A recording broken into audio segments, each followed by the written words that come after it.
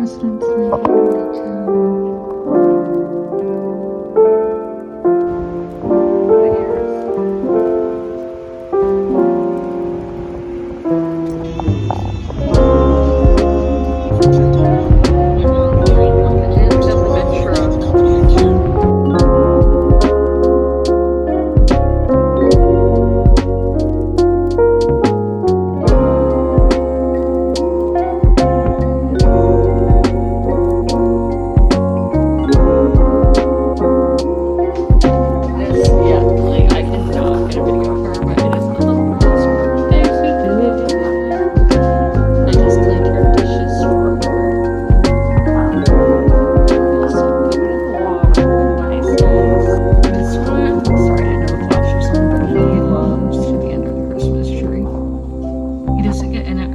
He behaves, he just likes to lay under it. Guys, this Monsters Inc. game is about to be so beautiful because okay, I have it on my phone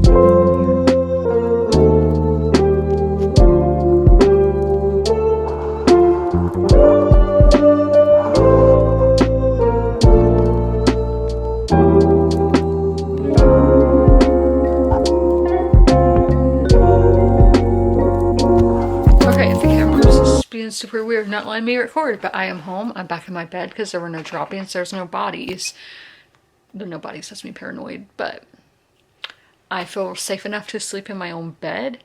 I wanted to take a nap when I got home, but it's just, no, it's not going to be possible. But yes, I did have a migraine. That is why there's no thumbnail for the last video. I will make one today. But yeah, so I'm kind of in like the post-migraine where I'm kind of like, it's basically a hangover where I'm just kind of brain foggy and tired.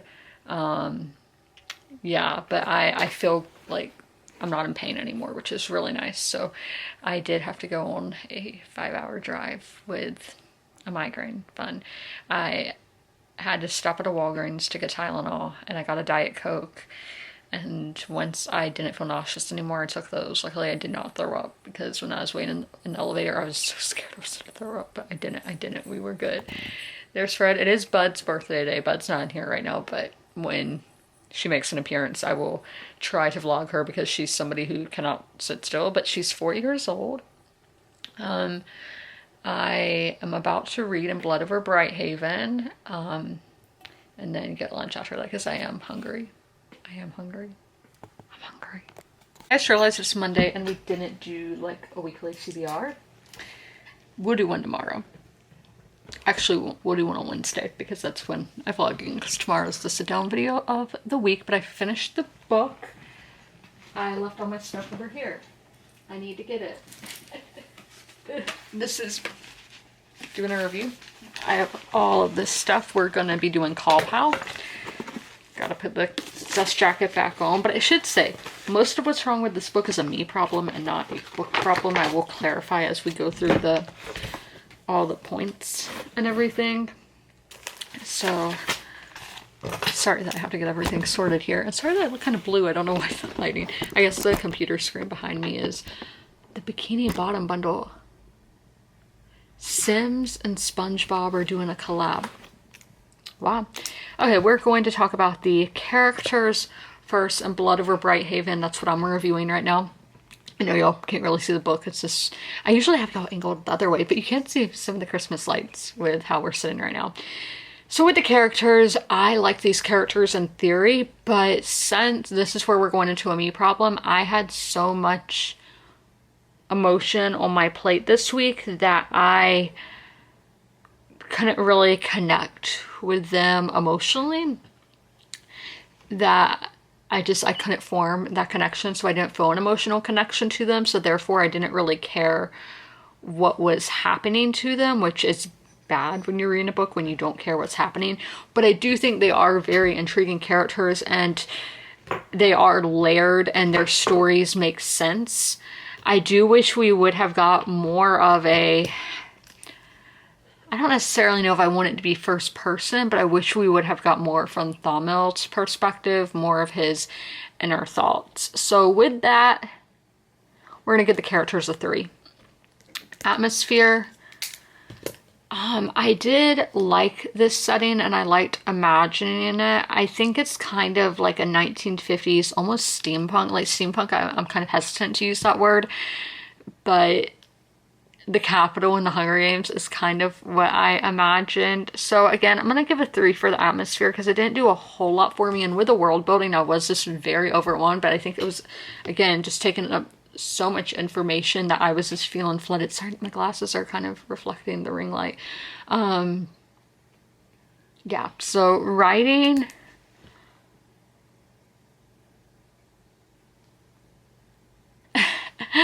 like how do I feel about this writing? I do think that info dumping can fall in that, and I do wish there had been more inner thoughts, but I think that can fall into character work as well. I was wondering a lot. The writing didn't really grip me. So again, writing, we're going to do another 3. Now, the plot is where this is really interesting. I think this is such a critique of our real world. That being said, how this is like a big metaphor for the world today, because you have somebody who their beliefs are being torn apart, and they're having to reconstruct their beliefs, reconstruct everything they've thought they've known, and then their family members might have different beliefs from them, and it causes a divide, and that's a really confusing time when you have different beliefs from somebody who you love and you just don't understand why they can't comprehend that they're wrong, which that sounds awful to say, that they are brainwashed.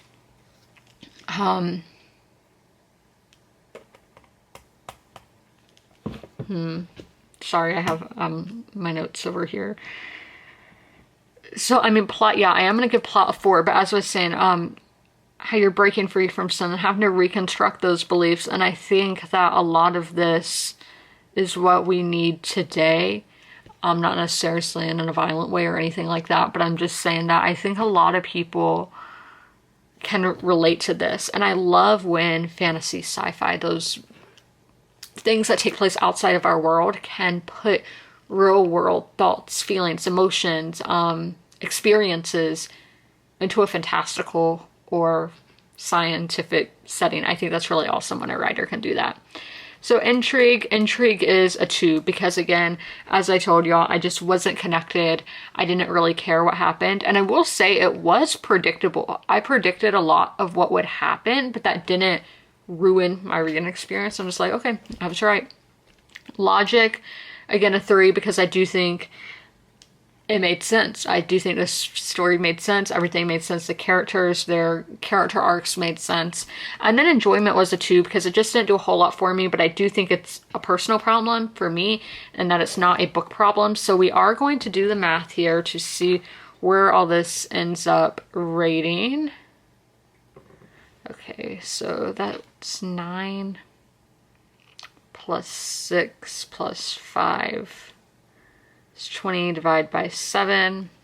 A 2.85, so that will go in as a 3-star in Goodreads. So this was good, and I would recommend it with a maybe. And I do think at a different time I could have enjoyed this more, maybe a different format. I did read this physically, and it is the highest rated fantasy book on my TBR according to Goodreads. So obviously a lot of people have loved this book and enjoyed their experience with this book, and I think I'm a wild card here. That not that my opinion doesn't matter, because it does, but I just didn't read this at the right time in my life.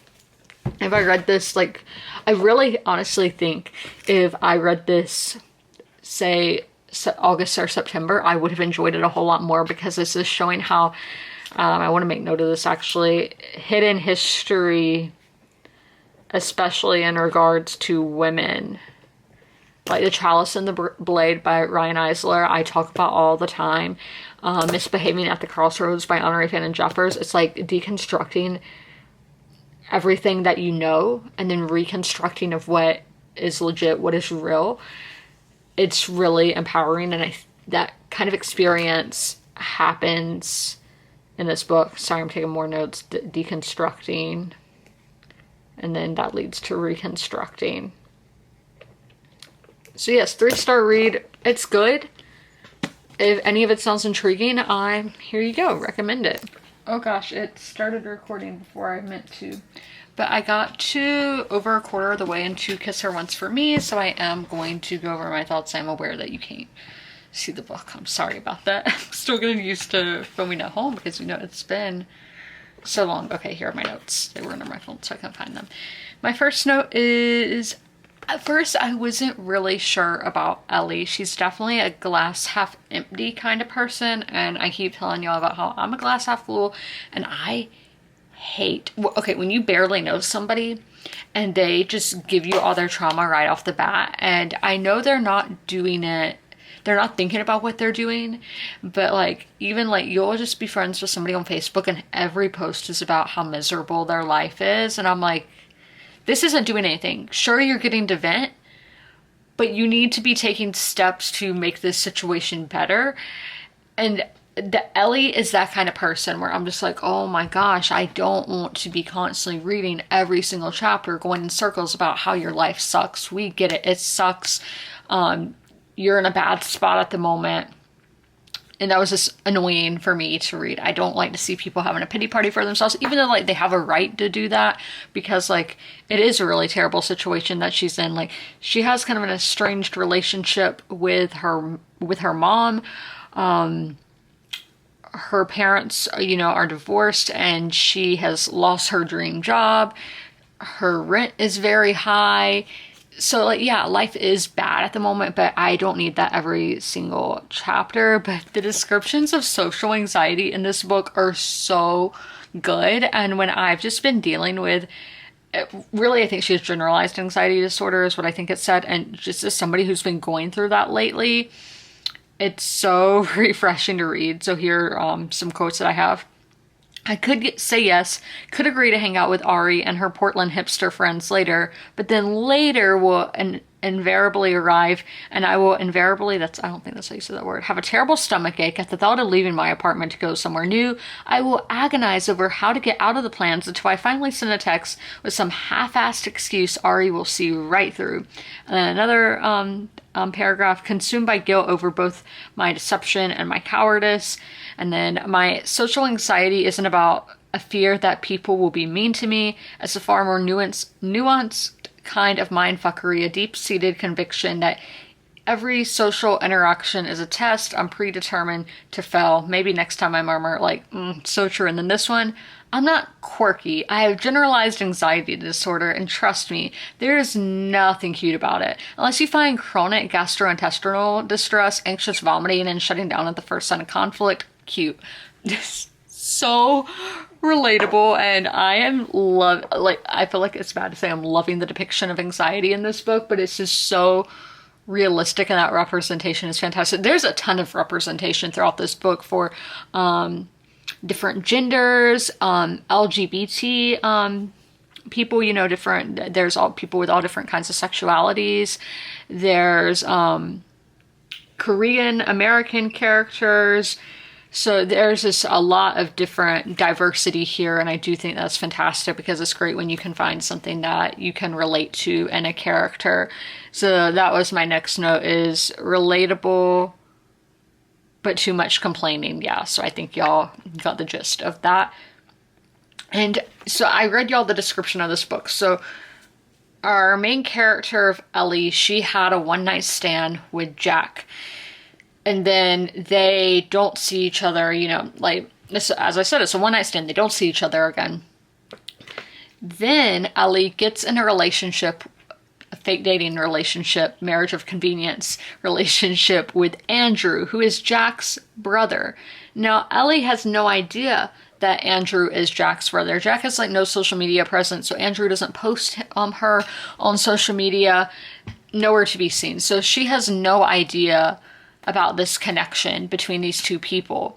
I think it would have been great if we did not know that Jack was Andrew's sister. That would have been just, I think, such a bigger plot twist and would have been really epic to read.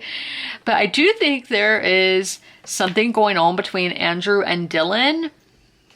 I just got introduced to Dylan today, but they are they're very angry about this situation. So I do think there might be maybe feelings there. I don't know. Maybe they're just a very protective friend.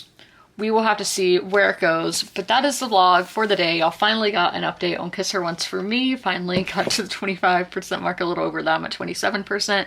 But I hope you guys enjoyed this video. If you made it all the way through, leave some kind of Christmas or winter emoji in the comments below. And as always, comment, rate, and subscribe. And don't forget to ring that notification bell to be notified when all my videos go live. I'll see you in my next one. Bye.